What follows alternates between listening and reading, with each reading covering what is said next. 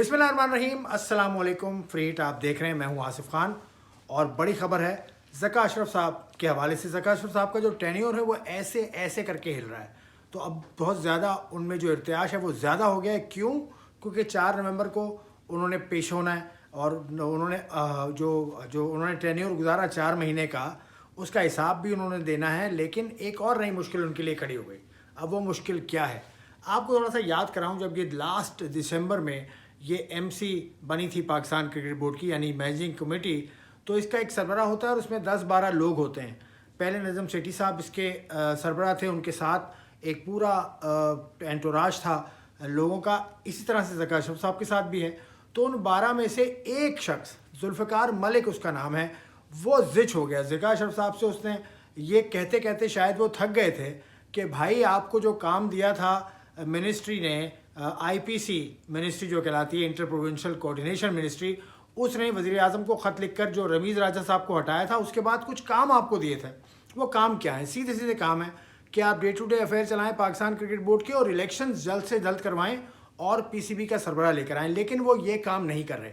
ये मैं नहीं कह रहा भाई, जुल्फ़िकार मलिक ने ये बात की है, जो कि बड़े इन्फ्लुएंशियल शख्स हैं, इसीलिए वो मैनेजिंग कमेटी में थे। उन्होंने कहा कि उनके साहबजादे, यानी ज़का अशरफ साहब के साहबजादे मोहम्मद ख़ान उनका नाम है, पहली मरतबा मैंने नाम सुना है, मैं उनको शक्ल से नहीं जानता, वो मामला चला रही है। मैं नहीं कह रहा, ये उस्मान समीउद्दीन क्रिकइन्फो के राइटर हैं, उन्होंने ये स्टोरी लगाई है। तो मैंने कहा आप तक ये पहुंचा दूं। ये बात हम तक पहुंची तो थी, लेकिन अब ये बहुत ज़्यादा ज़ोर के साथ ये बात होने लगी कि ज़का अशरफ साहब, आपको जो काम दिया गया था वो आप करने में नाकाम अब तक नज़र आ रहे हैं।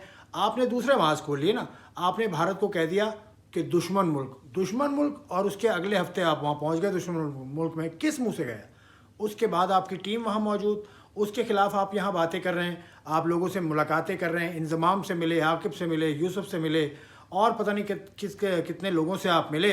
उसका क्या इम्पेक्ट जाता है? बाबर आजम क्या सोच, सरफराज अहमद से आप मिले।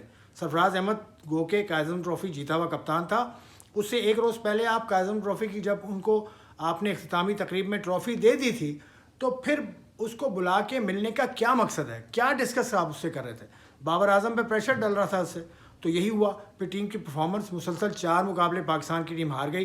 फिर उसके बाद आप कह देते हैं कि मेरे ख़िलाफ़ बात ना करो। ये शाहिद अफरीदी ने कहा है, मैंने नहीं कहा। शाहिद अफरीदी ने लाइव टीवी पर यह कहा कि वो फ़ोन कर रहे हैं चैनल के मालिकान को कि भाई मेरे ख़िलाफ़ ये बात कर रहा है, आप ऐसा काम क्यों करते हैं ज़का साहब? ये शाहिद अफरीदी ने कहा था।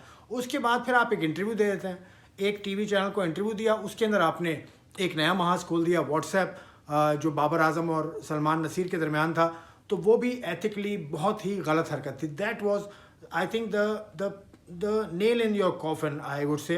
जैसे कहा जाता है, अंग्रेज़ी की फ्रेज़ है, इसका एग्जैक्ट मतलब न लीजिएगा और मुझे ना नोटिस भेज दीजिएगा, ये अंग्रेज़ी की फ्रेज़ है। बहरहाल अभी आपकी सूरत हाल गंभीर हो चुकी है और जुल्फ़िकार मलिक, जुल्फ़िकार ने ये ख़त जो लिखा है, ये वज़ीर आज़म पाकिस्तान को भी लिखा है और आईपीसी मिनिस्ट्री को भी लिखा है, और वो बहुत ज़्यादा नाला नज़र आते हैं। अब देखिए इस सूरत हाल में क्या अपडेट होती है, मैं आपके सामने आता रहूँगा। फ्रीट को सब्सक्राइब करें, आप पसंद करते हैं तो। खुदा हाफ़िज़।